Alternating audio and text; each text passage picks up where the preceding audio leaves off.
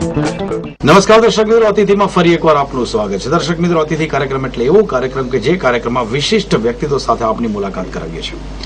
અને આજે અમારા સ્ટુડિયોમાં હાજર છે, કદાચ દર્શક મિત્રો યાદ હશે આપને, એક દશકા પહેલાનો જો સમય યાદ કરો તો એક સ્વદેશી અભિયાન સમગ્ર હિન્દુસ્તાનની અંદર એક વાઇબ્રન્ટ અભિયાન કહી શકાય તેવું અભિયાન ચાલ્યું હતું.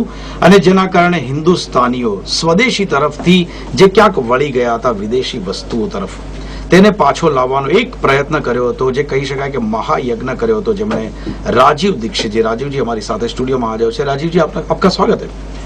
राजीव, सबसे पहले तो पूछना चाहूंगा कि कहाँ गुम हो गए थे राजीव जी? तरस रही थी आंखें राजीव जी को देखने के लिए. स्वदेशी की बात, जो नशा आपने मतलब चढ़ाया था, खास करके बोलूं, हर एक इंसान उस वक्त 92, अगर मैं गलती नहीं करता हूं तो 1992 से आपका अभियान शुरू हुआ था. कहाँ चले गए थे राजीव जी? मैं कहीं नहीं चला गया था, यहीं भारत में था. बस इतना ही था कि ये अभियान हमने गुजरात से शुरू किया था जी. 1992 से 1996, 97, 98 तक गुजरात, महाराष्ट्र, राजस्थान, पश्चिम भारत में बहुत ज्यादा केंद्रित था, तो इसलिए मेरा आना जाना बहुत ज्यादा था. पिछले कुछ 7-8 साल में दक्षिण भारत में चला गया, कर्नाटक, आंध्रा, तमिलनाडु, केरल. तो इसलिए इस तरफ आना जाना मेरा कम हो गया. तो इसलिए आपको लगता है कि गुम हो गया. मैं गुम नहीं हुआ, इसी भारत में था. अभी समस्या ये है कि भारत बहुत बड़ा देश है जी. इतना बड़ा देश है कि यूरोप जैसे 20-25 देश इसमें समा जाए. तो इसलिए कभी एक इलाके में अभियान ज्यादा होगा तो दूसरे में थोड़ा कम होगी. और ये चीज भी ऐसी नहीं है कि सिर्फ लकड़ी घुमाई और जाके परिवर्तन आ जाता है. वक्त लगता है.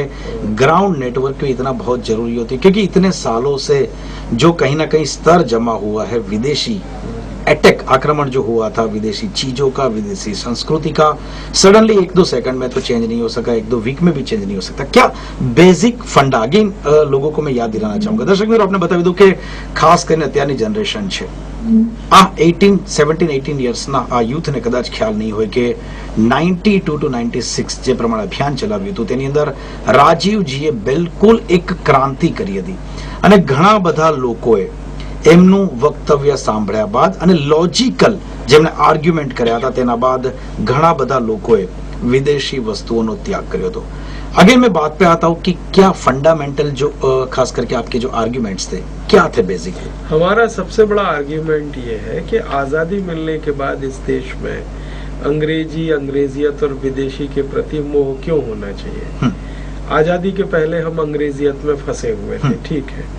आजादी के पहले हम मजबूर थे, अंग्रेजी सामान इस देश में ज्यादा बिकता था, क्योंकि नीतियां इस तरह की बना रखी थी अंग्रेजों ने कि भारत में अंग्रेजी माल जो है वो टैक्स फ्री होगा और स्वदेशी माल पे टैक्स होगा. तो इसलिए ज्यादा अंग्रेजी माल बिकता था. तो सारे क्रांतिकारियों का एक सपना था कि आजादी जैसे ही मिलेगी तो ये अंग्रेजी माल मिलना तो बंद हो जाएगा, भारत में स्वदेशी की तरफ हम बढ़ेंगे. लेकिन आजादी मिलने के 62 साल के बाद भी हालत वही है. पहले एक ईस्ट इंडिया कंपनी का माल बिकता था, अभी 4,500 विदेशी कंपनियों का माल बिक रहा है. तो इसलिए हमारा तो लॉजिक ये है कि भाई आजादी आई है तो उसको सही अर्थों में आजादी स्थापित होनी चाहिए और स्वदेशी की तरफ देश को बढ़ना चाहिए. तो हमारा ये मानना है कि फालतू में विदेशी सामान खरीद कर हम लाखों करोड़ रुपए अपना भेजते ही रहे विदेश को. जो अंग्रेजों के जमाने में जाता था आज भी वही जाए. मैं आपको कुछ आंकड़ों में बताऊं तो अंग्रेजों मुझे बिल्कुल वही रस है, क्योंकि राजीव दीक्षित जी के जो वक्तव्य चलता हो और आंकड़े नहीं आए तो कुछ कमियां लगेगी. बताइए. अंग्रेजों के जमाने में ईस्ट इंडिया कंपनी के ऑफिशियल फिगर्स है कि वो हर साल यहाँ से 70 करोड़ रुपए लेके जाते थे. ये रुपए में मैं बात कर रहा हूँ तब जब 300 गुने से ज्यादा रुपए में इन्फ्लेशन आ चुका है, तब से लेके आज तक. तो अगर वो इन्फ्लेशन को साथ में रखें तो मान लीजिए 21,000 करोड़ रुपए के आसपास वो लेके जाते थे साल में. अब आजादी के 62 साल के बाद करीब 2-2.25 लाख करोड़ रुपए बाहर जा रहे हैं. तो उल्टा हो गया मामला. आजादी के पहले हम ज्यादा स्वदेशी थे, आजादी के बाद ज्यादा विदेशी हो गए. तो हमको स्वदेशी की तरफ जाना है. ये हमारा सबसे बड़ा लॉजिक है कि अपना पैसा बाहर क्यों जाना चाहिए, और वो भी ऐसी चीज वस्तुओं को खरीदी करके जो हम बनाते हैं. राजीव जी, कई बार आपके ऊपर आक्षेप भी लगता है कि हिंदुस्तान की जो बड़ी कंपनी है, खास करके इंडियन कंपनीज है, उनके एजेंट है राजीव दीक्षित। अगर ये आरोप लगता है तो मुझे तो बहुत खुशी है, क्योंकि हिंदुस्तानी कंपनियों की अगर वकालत मैं नहीं करूंगा तो कौन करेगा। चलो बहुत अच्छे। अगर विदेशी चीज के आप खिलाफ है, विदेशी संस्कृति के आप खिलाफ है, विदेशी चीजों जिस तरह से ग्लोबलाइजेशन हो रहा है राजीव जी, कहीं ना कहीं लगता है कि आउट ऑफ डेट बात ये लगती है। स्वदेशी चीजों का जो भी उपभोक्ता है वो स्वदेशी चीजों का इस्तेमाल करे, लेकिन जिस तरह से ग्लोबलाइजेशन हुआ है, एक कंट्री दूसरे कंट्री को मदद भी कर रहा है, कहीं ना कहीं टेक्नोलॉजी का ट्रांसफर भी होता है। हिंदुस्तान की टेक्नोलॉजी बाहर जाती है, बाहर की टेक्नोलॉजी यहाँ आती है।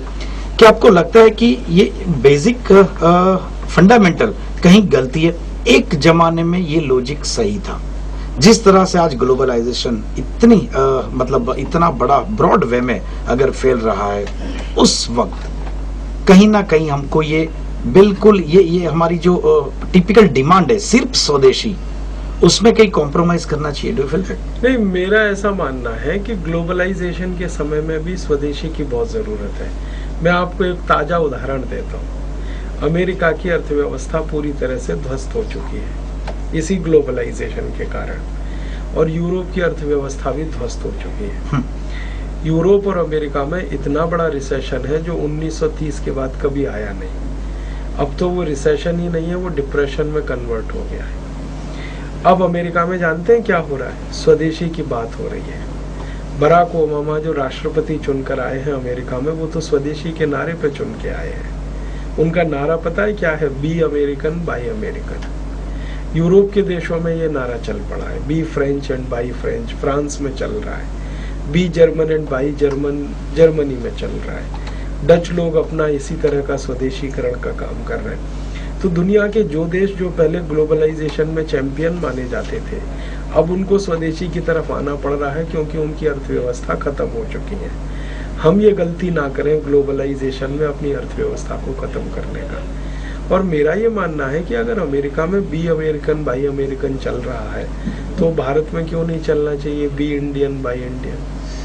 क्योंकि हमारी अर्थव्यवस्था भी धीरे धीरे ध्वस्त होने की तरफ बढ़ जाएगी अगर हम इस ग्लोबलाइजेशन को रोकेंगे नहीं, इसको चेक नहीं करेंगे। ग्लोबलाइजेशन को रोकने की बात करें, लेकिन यहाँ मैं आपके वाणी प्रवाह को थोड़ा रोक रहा हूँ, क्योंकि वक्त हो गया है ब्रेक का। दर्शक मित्रों, बात करीશું राजीव दीक्षित સાથે, પરંતુ એક નાનકડા વિરામ બાદ।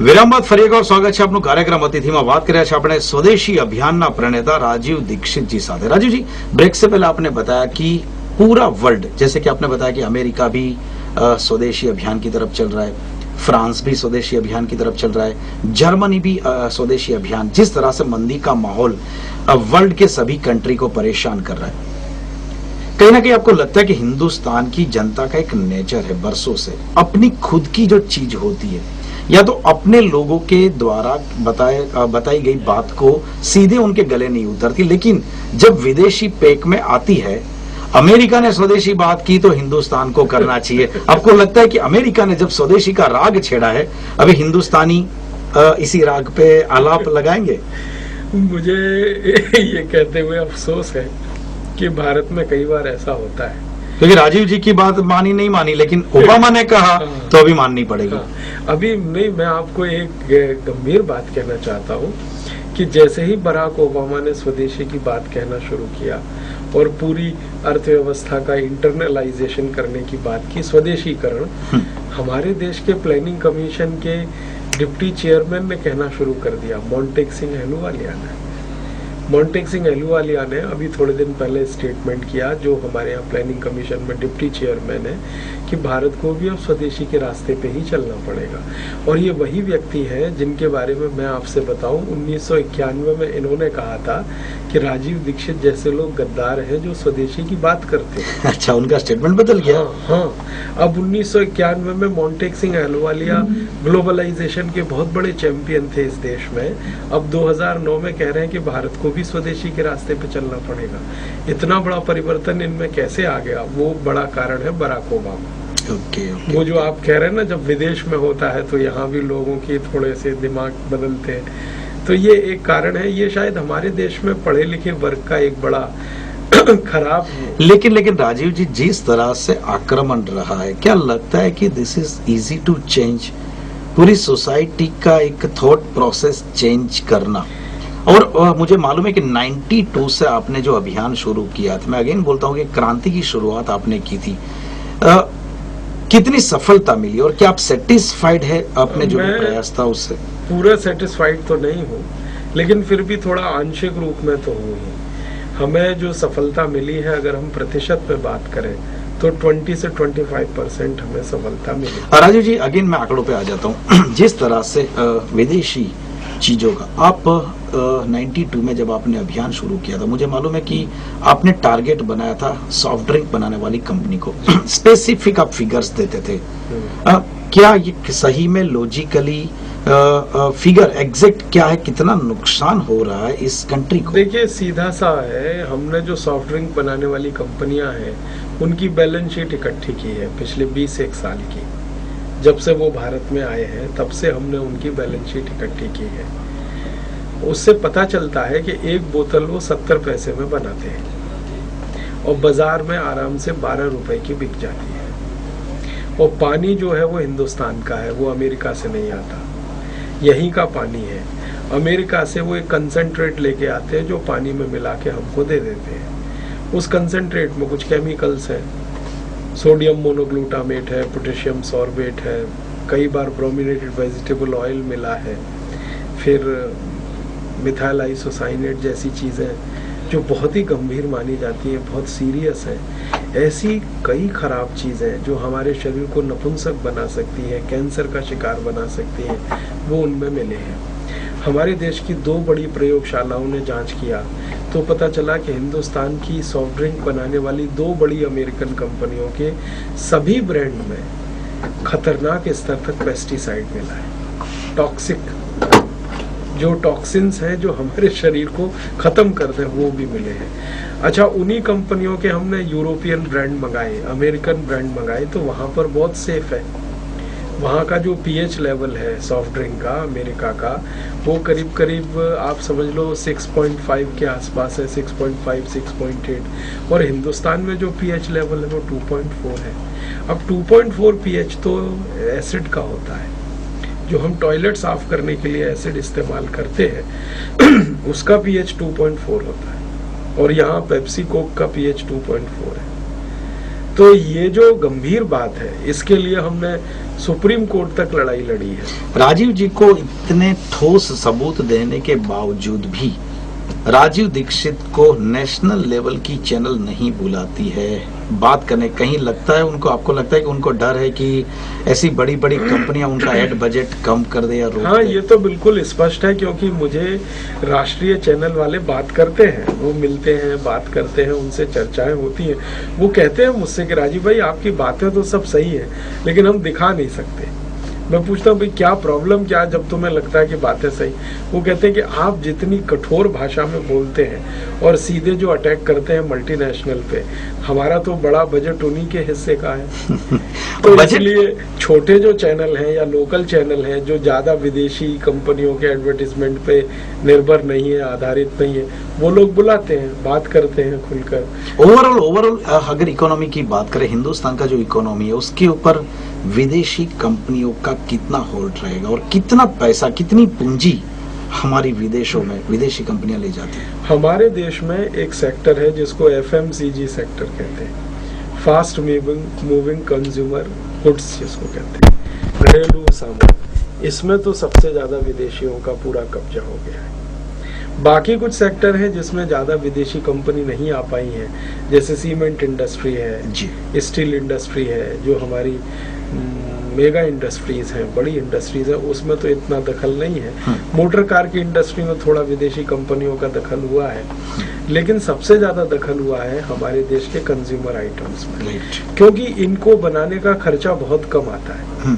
आपको सुन के हैरानी होगी कि 1 रुपए में बनने वाली चीज 40 रुपए में बिकती है। ओह हाँ, ये स्थिति है। मैं आपको ऐसी कई कॉस्मेटिक्स क्रीम का कॉस्ट ऑफ प्रोडक्शन कैलकुलेट करके बता सकता हूँ, जो 1 किलो बनाई जाए तो मुश्किल से 20-25 रुपए 50 रुपए का खर्चा आएगा, और वो 1 किलो बेची जा रही है 1600 रुपए से 2000 रुपए। लेकिन बिकेगी ना राजीव जी, क्योंकि विदेशी जो आपने बताया खास करके ब्यूटी प्रोडक्ट्स उनकी एडवर्टाइज में दिखाया जाता है कि वही चीज इस्तेमाल करो तो काली भैंस गोरी भी बन जाती है। हिंदुस्तानी प्रोडक्ट जो है स्वदेशी, उसमें वो ताकत दम नहीं है। मेरा तो चैलेंज है, दुनिया में एक भी क्रीम ऐसी नहीं है जो काले को गोरा बना दे, क्योंकि काला होना गोरा होना आपके जेनेटिक मटेरियल से तय होता है। लेकिन विदेशी क्रीम एडवर्टाइज में तो बता देती है। एडवर्टीजमेंट तो 100% झूठ है। ये अकेला हिंदुस्तान दुनिया में ऐसा देश है जहाँ झूठे एडवर्टीजमेंट करने की खुली छूट है। हमने कई फेयर बनाने वाली क्रीम जो दावा करती हैं कि हम फेयर बनाते हैं, फेयरर बनाते हैं, पहले से गोरा बनाते हैं, उन सभी क्रीमों को 4-4 साल भैंस को लगा के देख लिया, वो भैंस अभी भी काली की काली है। उन क्रीमों का हमने केमिकल एनालिसिस करा लिया। केमिकल एनालिसिस कराया तो ऐसा एक भी केमिकल नहीं है जो शरीर को गोरा बना सके। शरीर का काला या गोरा होना हमारे शरीर में हमारा जो डीएनए मटेरियल है उस पर फिक्स होता है, वो हमारे माता पिता से फिक्स होता है। और डीएनए मटेरियल के कारण एक मेलानिन नाम का केमिकल होता है ब्लड में। अगर ये ज्यादा हो जाएगा तो रंग काला हो जाएगा, कम हो जाएगा तो गोरा हो जाएगा, बीच में रहेगा तो सांवला। ज्यादा हिंदुस्तानियों का बीच का है, ना हम काले हैं ना गोरे हैं, हम सांवले हैं। और स्किन के हिसाब से सांवली स्किन सबसे अच्छी होती है। काली स्किन में भी सबसे ज्यादा चांसेस है कैंसर होने का, और गोरी स्किन में तो उससे भी ज्यादा चांसेस कैंसर होने का। जो सांवली स्किन है इसी को अच्छा माना जाता है सारी दुनिया में। राजीव जी, लेकिन आपने जो भी स्वदेशी अभियान चलाया था, आपको जो भी खास करके भारतीय जनता पार्टी, राष्ट्रीय स्वयंसेवक संघ, विश्व हिंदू परिषद, सब ने बहुत ही सहकार दिया था। आप जहां जहां आप अपने लेक्चर रखते थे वहां पे एनडीए सरकार आने के बावजूद भी पूरी टर्म अटल बिहारी वाजपेयी के नेतृत्व में उनके प्राइम मिनिस्टर रहे थे। 5 साल में ऐसे कोई सुधार नहीं आए जिनकी बातें आपके थ्रू, आपके शब्दों के थ्रू लोगों तक पहुंचाई गई थी। क्या लगता है कि हिंदुस्तान की कोई भी पॉलिटिकल पार्टी नहीं चाहती कि हिंदुस्तानी लोग स्वदेशी चीजों का इस्तेमाल करें? नहीं, अब चाहेंगे। पहले तो आपने जो बताया 1992 से जो दौर शुरू हुआ ग्लोबलाइजेशन का, उसमें तो किसी राजनीतिक पार्टी की हिम्मत ही नहीं थी स्वदेशी की तरफ जाने की। सत्ता के बाहर रहने पर उन्होंने स्वदेशी की बात की, लेकिन सत्ता मिलते ही उन्होंने विदेशियों के लिए दरवाजे खोले, क्योंकि वो दौर ऐसा था। अब उस दौर का दुष्परिणाम हमने देख लिया है, और हमने ही नहीं देख लिया, अमेरिका और यूरोप ने भी देख लिया। तो अब आने वाले समय में आप देखेंगे कि राजनीतिक पार्टियां खुशी के साथ स्वदेशी की तरफ बढ़ेंगी। अभी तो डॉक्टर मनमोहन सिंह स्वदेशी की बात करने लगे। उनका एक सीरियस स्पीच हुआ इस देश में अभी थोड़े दिन पहले, बड़ा कार्यक्रम था। ये फिक्की का और ये जो एसोसिएशन होते हैं ना, इसमें उन्होंने स्वदेशी की बात कर डाली। वो कहने लगे अब महात्मा गांधी के अलावा कोई रास्ता नहीं है हमारे पास, और महात्मा गांधी का मतलब आपको अभी उम्मीद है कि आने वाली जो भी सरकार होगी, आने वाले 5-10 सालों में ऐसे स्टेप्स लिए जाएंगे जो कि स्वदेशी प्रोडक्ट के लिए लाभकर्ता होंगे? नहीं, मैं 5-10 साल की बात नहीं कर रहा हूँ। आने वाले 50 साल तक इस देश की पॉलिटिक्स स्वदेशी के इर्द गिर्द घूमेगी।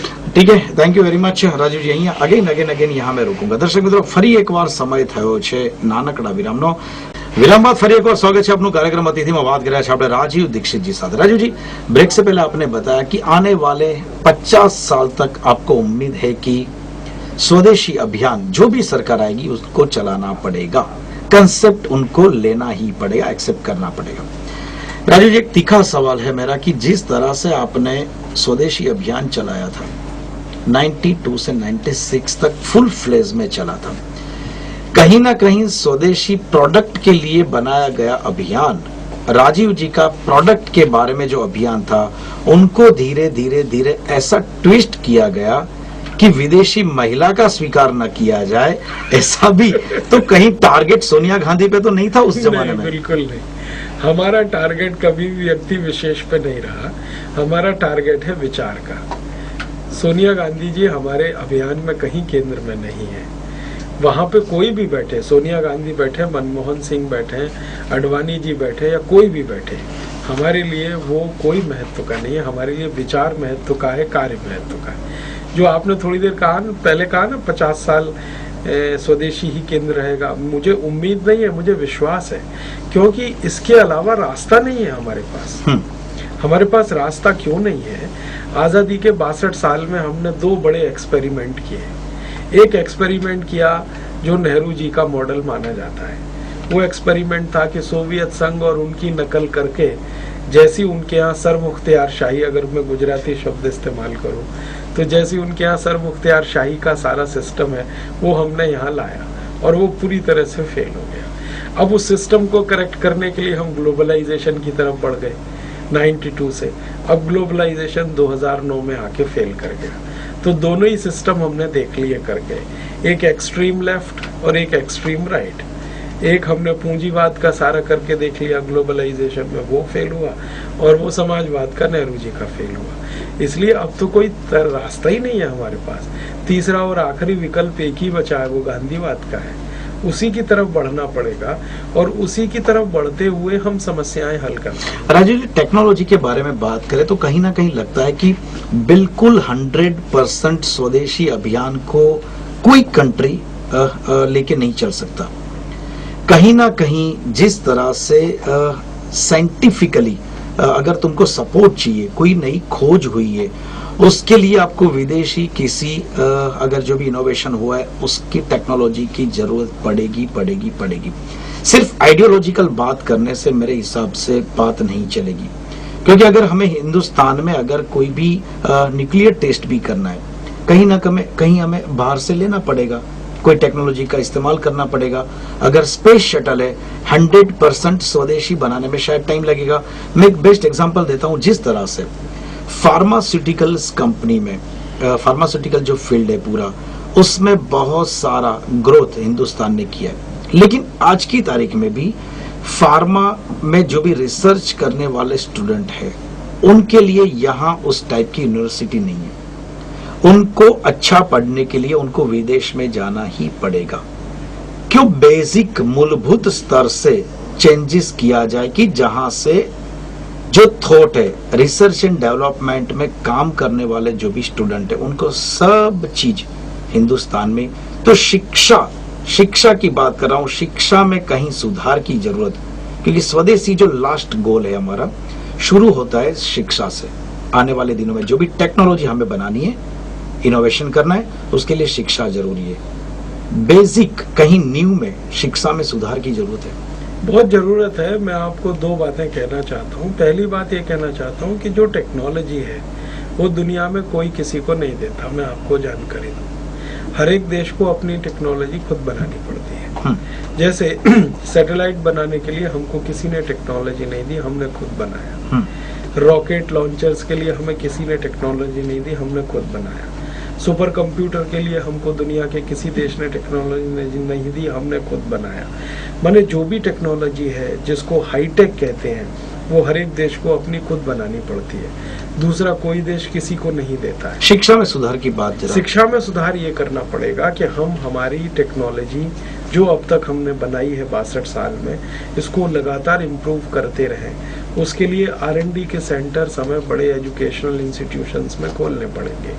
जैसे इंजीनियरिंग कॉलेजेस हैं हमारे, इनकी सारी लेबोरेटरी को R&D सेंटर बनाना पड़ेगा। और अभी हमारा जो खर्चा है R&D पे, ये खर्चा हमें बढ़ाना पड़ेगा।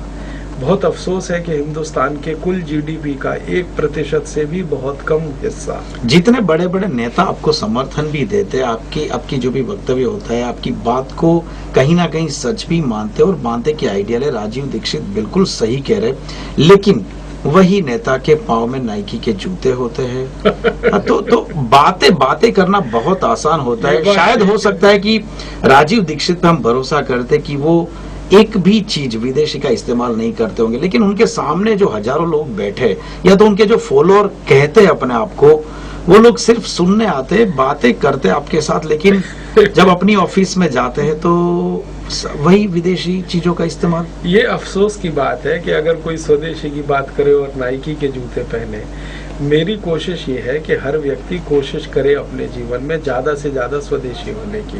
वो 10% हो जाए तो अच्छा, 20% हो जाए और अच्छा, 50% हो और अच्छा है, 100% हो जाए तो सबसे अच्छा है। वो धीरे धीरे उसकी विकास यात्रा है, वो जितना बढ़ता जाए। लेकिन ये अफसोस है कि अगर हम स्वदेशी की बात करें और नाइकी के जूते हमें पहनने पड़े तो उससे तो स्वदेशी की अवमानना ही होती है। मैंने अपने जीवन में ये कोशिश जरूर की है कि मेरे जीवन में ये विरोधाभास ना आए कि मैं अगर सॉफ्ट ड्रिंक के खिलाफ बात कर रहा हूँ तो मैं सॉफ्ट ड्रिंक ना पीऊँ, मैं विदेशी कंपनियों के खिलाफ बात कर रहा हूँ तो नाइकी या एडिडास के जूते ना पहनूं या ब्रांडेड शर्ट और ब्रांडेड पैंट वगैरह ना पहनूं। मैं स्वदेशी की बात कर रहा हूँ तो खादी पहनूं, स्वदेशी की बात कर रहा हूँ तो खादी की चप्पल पहनूं। मैंने तो कोशिश की है और दूसरे साथियों से भी कोशिश करवाने के लिए रात दिन में प्रयास करता हूँ। राजीव जी, यहाँ पूछने की मतलब एक खास करके जिस तरह से डंपिंग हो रहा है मास प्रोडक्शन की वजह से, चाइना पूरे वर्ल्ड पे हावी हो रहा है, तो क्या टेक्नोलॉजी मास प्रोडक्शन के लिए हिंदुस्तान के पास इतना पॉपुलेशन है, कहीं ना कहीं मैन पावर का सही इस्तेमाल नहीं हो रहा है, जो इस्तेमाल करने में हर एक गवर्नमेंट फेल रही है? आप क्या मानते हैं? ये बात सही है। हमारे यहाँ एंटी डंपिंग के लॉज हैं लेकिन वो इतने ढीले हैं कि हम उन्हें लागू नहीं करा पाते। मैं आपको एक छोटी जानकारी बताऊं, हिंदुस्तान में एंटी डंपिंग का डिपार्टमेंट देखने के लिए 6 अधिकारी हैं और अमेरिका में एंटी डंपिंग का डिपार्टमेंट देखने वाले 350 अधिकारी हैं। जबकि अमेरिका का साइज हमारे लगभग, माने वर्ल्ड के मार्केट में एक्सपोर्ट और उन सब जीडीपी और उसको देखेंगे इकोनॉमी का साइज, तो अभी कोई अमेरिका का साइज हमसे बड़ा नहीं है, लगभग हमारे बराबरी आ गया है। तो उनके यहाँ एंटी डंपिंग को सख्ती से लागू करने वाले 350 लोग हैं, हमारे यहाँ सिर्फ 6 लोग हैं और 6 लोग भी लूले लंगड़े विकलांग एकदम। तो भारत सरकार की इच्छा शक्ति बहुत कमजोर है और ये बात सही है कि चीन ने डंपिंग करके मार्केट को खत्म किया है। हमारी पूरी खिलौना उद्योग खत्म हो गई चीन के कारण। राजीव जी, वक्त बहुत कम है, मैं आपको पूछना चाहूंगा कि जिस तरह से आपका अभियान इतना आइडियल अभियान है, लेकिन कोई भी पॉलिटिकल पार्टी ने अपने इलेक्शन मैनिफेस्टो में स्वदेशी का जिक्र भी नहीं किया। क्या आप सबको एक ही तराजू में रखना चाहेंगे? नहीं, हम तो थोड़े, किससे उम्मीद है आपको? हम थोड़े दिन में ऐसी परिस्थिति बना देंगे कि हर राजनीतिक पार्टी के मैनिफेस्टो में सबसे पहला मुद्दा ये। इस चुनाव की बात कर रहे हैं आप? नहीं, अगले चुनाव की बात कर रहे हैं। यानी क्या सोच सकते हैं कि राजीव दीक्षित खुद का एक कोई पॉलिटिकल पार्टी लेके आए या तो किसी पार्टी में जुड़ना चाहते हैं? नहीं, ना मैं खुद का पार्टी लाऊंगा ना कोई पार्टी में जुड़ूंगा, लेकिन समाज की तरफ से इतनी ताकत के साथ स्वदेशी के मुद्दे को स्थापित करूंगा कि हर राजनीतिक पार्टी के लिए वो पहला एजेंडा बने। राजीव जी, लास्ट क्वेश्चन की आपको क्या लगता है कि जिस तरह से आप विदेशी हर एक चीज को आप बुरी बता रहे हैं, या तो हिंदुस्तान के लिए अच्छी बात नहीं है, लेकिन विदेशी हर एक चीज में से कौन सी चीज आपको पसंद है? कुछ उनकी जो एटिकेट्स हैं, मैनर्स हैं, वो कुछ काम के हैं। जैसे बहुत सारे देश हैं जो स्वच्छता पसंद है, साफ सुथरे एकदम बढ़िया तरीके से। भारत में वो हो तो अच्छा है। समय की पाबंदी बहुत है कई देशों में, अनुशासन उनके यहाँ बहुत अच्छा है। तो ये चीजें तो ठीक है, प्रोडक्ट्स उनके अच्छे नहीं है। कहीं फाइन समझ गया कि कहीं ना कहीं विदेशियों की जो एटीट्यूड है वो हमें ग्रहण करनी चाहिए, नहीं कि सिर्फ कोई प्रोडक्ट। स्वच्छता अपना, अनुशासन अपना, लेकिन कोई प्रोडक्ट हो सके उतना अवॉइड करिएगा। Thank you very much Rajeev ji, वक्त देने के लिए बहुत बहुत शुक्रिया। दर्शक મિત્રો, આથી વાત સ્વદેશી અભિયાનના પ્રણેતા રાજીવ દીક્ષિતજીને તેમનો પૂરો વિશ્વાસ છે કે આવનારા દિવસોમાં જરૂરથી તેમના અભિયાન દ્વારા હિન્દુસ્તાનના દરેકે દરેક નાગરિકો અને ખાસ કરીને રાજનેતાઓ એવા એક સ્ટેજ પર આવશે કે જ્યારે હિન્દુસ્તાનમાં સ્વદેશી જે પણ વસ્તુઓ છે તેનો પ્રભાવ મળશે. ફરી મળીશું નેક્સ્ટ એપિસોડમાં એક નવા અતિથિ સાથે. ત્યાં સુધી આપસો નમસ્કાર. Thank you very much.